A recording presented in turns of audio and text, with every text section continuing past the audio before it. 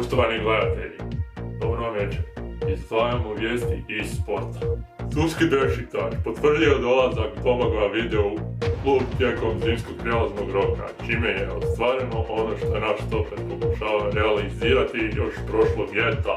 Nakon 4 godine u Ukrajini 28-godišnji hrvatski reprezentativac više nije član Dinama Kijev.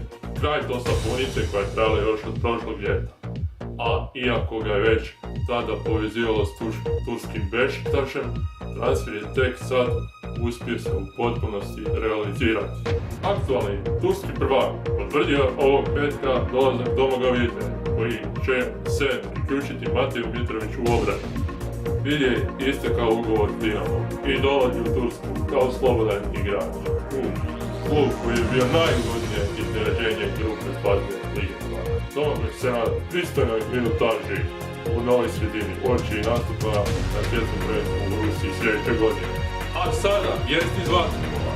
Šokantnu informaciju potvrdili su iz prvog rijeka, čiji je Sukno bio član do ljeta sljedeće godine. No jasno, kako ugovor neće odraditi do kraja.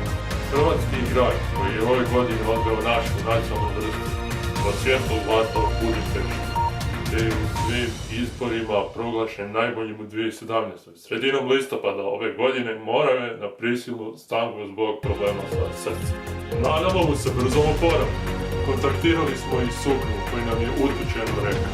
Sve sam Petra obavio još prije par dana, a danas sam bio na razgovoru i koliko sam bio spreman na svaku opciju, nešto ovako te uvijek šokira jer imam samo nešto. Poštovani gledatelji, hvala što ste bili uz nas, ugodan ostatak večeri, budite uz nas.